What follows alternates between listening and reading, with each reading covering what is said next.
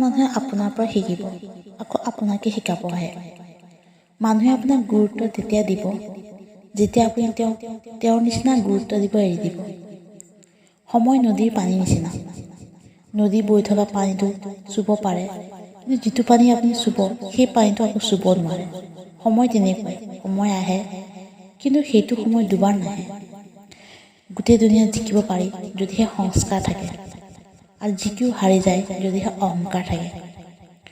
সমস্যা যেনেকুৱাই নহওক, হাৰ নামানি সেইটো ঠিক কৰিব চেষ্টা কৰিব লাগে। পৰিস্থিতি যিমান আপোনাক দুৰ্বল কৰিব, সময়ে তাতকৈ বেছি আপোনাক মজবুত বনাব। কোনোবাই কিমান ভাল কথা কৈছে যে জীৱনত কিছুমান কথা বুজি নাপাওঁ। এফালে কয় ধৈৰ্য্যৰ ফল সদায় মিঠা, আনফালে কয় সময় কাৰো কাৰণে ৰৈ নাথাকে। বিশ্বাস বেলেগৰ ওপৰত যিমান কৰা তাতকৈ বেছি নিজৰ ওপৰত হ'ব লাগে। কিতাপ পঢ়িলে অকল চাকৰি পায়, কিন্তু জীৱনত পঢ়া কিতাপে জীয়াই থাকিবলৈ শিকায়।